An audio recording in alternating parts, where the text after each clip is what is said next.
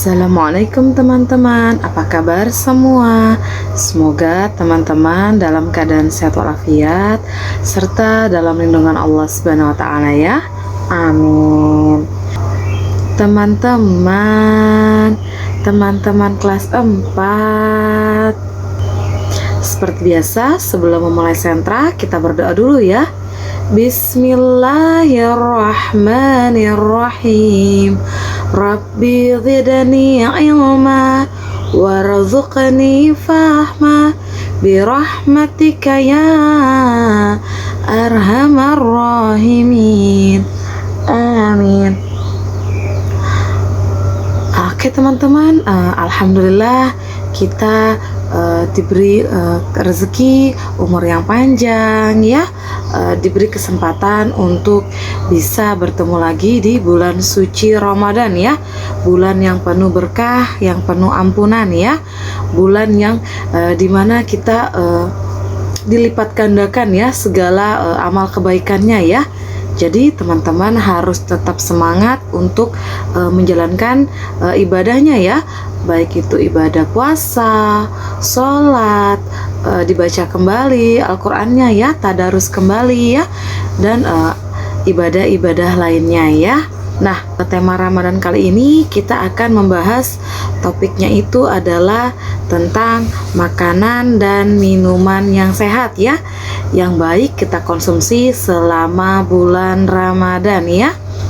Nah, sebelumnya Ibu mau tanya dulu nih, siapa sih yang tahu apa itu makanan?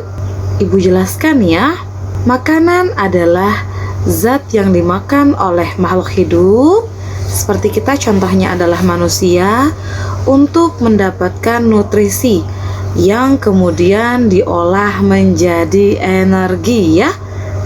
Nah, kita sudah bahas tentang energi ya. Salah satunya itu sumber energi adalah makanan ya, yang kita konsumsi ya, yang nanti sama tubuh setelah diserap itu bisa kita gunakan untuk beraktivitas ya, bisa untuk bermain, belajar, beribadah, dan lain-lain ya. Nah, sebagai seorang muslim tentunya kita itu memiliki tolak ukur ya dalam melakukan segala hal ya, menjadikan halal dan haram sebagai tolak ukur dalam melakukan segala perbuatan ya. Misalnya nih, dalam hal kita mengkonsumsi makanan atau minuman ya. Jadi bukan hanya sekedar makanan atau minumannya itu adalah makanan yang sehat dan bergizi, tetapi harus jelas juga ya kehalalan dari makanan atau minuman tersebut ya. Nah, kita sebagai seorang muslim itu wajib sekali ya harus mengkonsumsi makanan dan minuman yang halal ya, yang baik ya, yang sesuai dengan aturan Allah Subhanahu wa taala ya.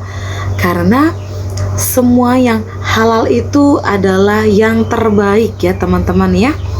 Kita tidak perlu iri dengan orang lain ataupun dengan pemeluk agama lain yang mungkin bisa mencicipi atau tidak ada aturan kehalal keharamannya ya.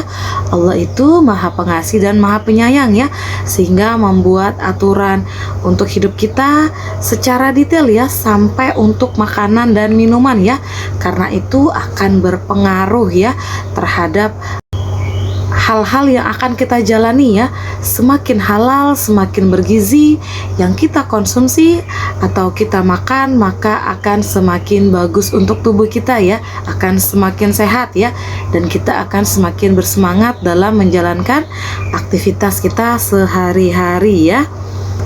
Apalagi pada saat bulan Ramadan seperti ini ya, kita sangat memerlukan tuh makanan yang sehat, yang bergizi, bernutrisi, dan paling wajib adalah halal ya teman-teman ya. Tidak perlu mahal, sederhana pun tidak ada masalah. Yang penting halal dan memang itu thoyyib ya, baik untuk tubuh kita ya. Nah, di Indonesia, di negara kita ini, kita itu menjalankan ibadah puasa itu kurang lebih sekitar 13 jam ya. Berbeda dengan negara-negara lainnya ya. Ada beberapa negara yang menjalankan ibadah puasanya lebih lama, bahkan ada yang lebih sebentar ya. Nanti negara mana saja sih yang paling lama atau lebih sebentar daripada Indonesia akan dijelaskan di sentra sosial budaya ya. Nah, karena kita menjalankan ibadah puasanya di Indonesia itu sekitar kurang lebih 13 jam, hal itulah yang menjadi faktor utama ya. Tubuh kita itu sering merasa kurang energi ya saat melakukan aktivitas ya. Apalagi jika kita mengkonsumsi makanan atau minumannya saat berbuka puasa atau saat sahur itu tidak dijaga ya, jadi sembarangan ya. Nah, itu mempengaruhi ibadah puasa kita ya. Nah, makanya penting sekali ya kita menjaga dan mengatur makanan dan minuman apa saja sih yang harus kita konsumsi ya selama bulan Ramadan ya. Kapan kita harus mengkonsumsi pada saat sahur dan juga pada saat buka puasa ya. Nah, adapun beberapa makanan dan minuman yang sehat ya dan sebaiknya dikonsumsi selama menjalankan ibadah puasa ya. Yang pertama, makanan yang mengandung karbohidrat kompleks ya. Yang kedua, makanan yang berprotein tinggi. Yang ketiga, kurma ya. Yang keempat adalah sayuran. Yang kelima adalah buah-buahan. Dan yang keenam, yang terakhir adalah air putih ya. Nah, kenapa sih Bu kita harus makan makanan ini Bu? Nah, Ibu akan jelaskan dan berikan contohnya ya. Nah, untuk makanan yang mengandung karbohidrat kompleks itu adalah makanan yang banyak mengandung glukosa yang cukup ya, sebagai sumber energi tubuh ya, terutama agar tubuh tidak merasa lemas ya, agar tidak merasa kekurangan energi ya. Nah, glukosa ini maksudnya itu seperti gula ya teman-teman ya. Nah, contohnya itu makanan yang mengandung karbohidrat kompleks adalah nasi merah, oatmeal, pasta, roti, gandum, kacang almond, dan lain-lain ya. Masih banyak contoh lainnya ya yang tidak Ibu sebutkan ya. Nah, untuk makanan yang berprotein tinggi itu adalah makanan yang nutrisinya itu dibutuhkan oleh tubuh ya untuk proses metabolisme ya. Nah, fungsi protein itu dapat membantu memberikan energi ya, menstabilkan gula darah dalam tubuh, dan membantu perut merasa kenyang lebih lama ya. Nah, untuk contoh makanan berprotein tinggi itu ada daging-dagingan ya. Ada daging ayam, daging sapi, daging bebek, daging kambing, daging ikan, dan daging hewan laut lainnya ya. Masih banyak ya contoh daging-dagingan lainnya ya. Terus ada produk susu, telur, kacang-kacangan, misalnya kacang kedelai ya, dan kacang jenis lainnya ya. Nah, berikutnya itu adalah kurma ya. Kurma ini adalah salah satu makanan yang disunahkan ya oleh Rasulullah kita ya untuk kita konsumsi sehari-hari, apalagi di bulan suci Ramadan ini ya. Karena banyak sekali manfaat kurma yang bisa kita ambil ya. Nah, kurma itu mengandung kandungan gula yang alami ya, dan nutrisi yang baik untuk tubuh ya, seperti mineral, kalium, tembaga, serta sumber serat ya. Nah, kurma itu berfungsi untuk mengembalikan energi tubuh yang hilang ya setelah seharian kita berpuasa ya. Dan kurma itu sekarang banyak sekali ya teman-teman ya olahannya ya. Ada susu kurma, ada makanan misalnya puding atau cemilan yang dicampur dengan buah kurma ya. Karena banyak sekali manfaat yang bisa kita peroleh, ditambah lagi rasanya yang manis alami ya. Nah, makanan berikutnya adalah sayuran ya. Nah, sayuran ini banyak sekali mengandung serat yang baik untuk tubuh ya.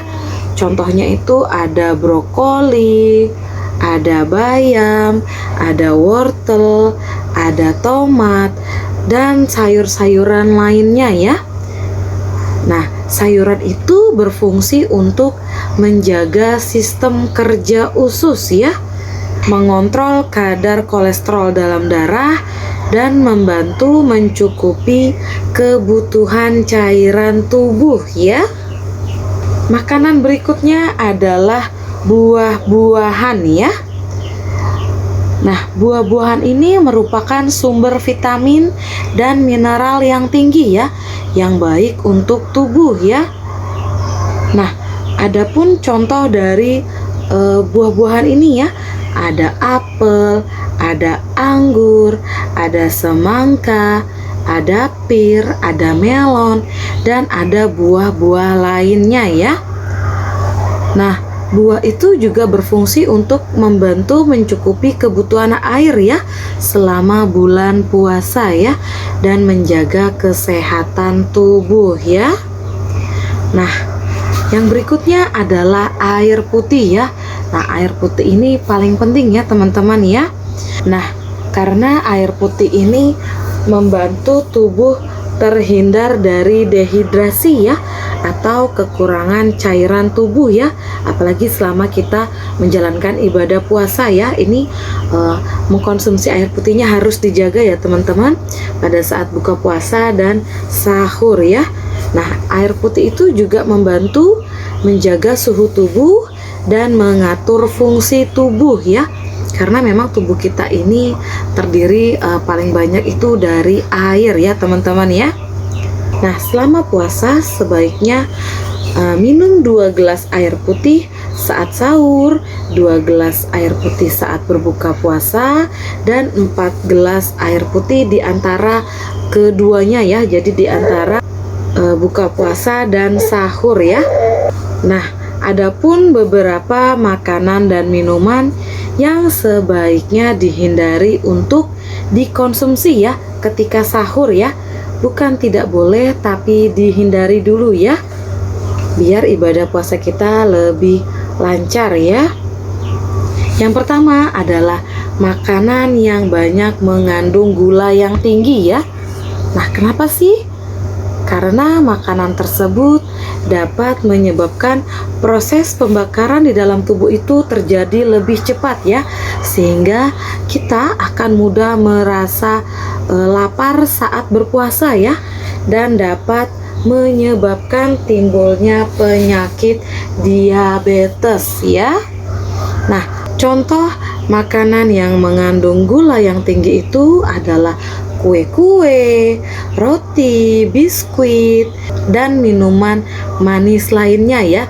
Apalagi yang punya kadar gula, misalnya kita bikin sirup ditambah lagi gula pasir. Nah, itu juga termasuk makanan yang atau minuman yang mengandung gula yang tinggi ya. Nah, yang berikutnya, yang kedua adalah makanan yang mengandung lemak jenuh ya. Nah, makanan ini adalah makanan yang biasanya melewati proses penggorengan ya. Jadi sesuatu yang digoreng-goreng, gorengan itu banyak mengandung lemak jenuh ya. Nah, makanan tersebut itu kalau kita konsumsi apalagi berlebihan, itu dapat menyebabkan kantuk ya, rentan tidak fokus saat kita beraktivitas, dan gampang lemas ya saat berpuasa ya. Nah, contoh makanan yang mengandung lemak jenuh ini seperti gorengan, bakwan, ote-ote ya, yang semua serba digoreng ya, ikan goreng, ayam goreng, dan lain-lain ya. Pokoknya yang melewati proses penggorengan ya.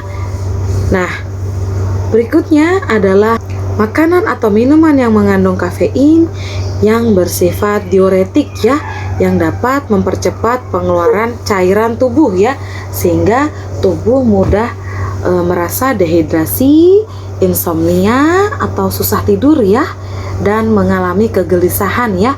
Bahkan ada yang setelah mengkonsumsi ini dia itu merasa dadanya atau jantungnya berdebar-debar ya teman-teman ya, tidak nyaman ya.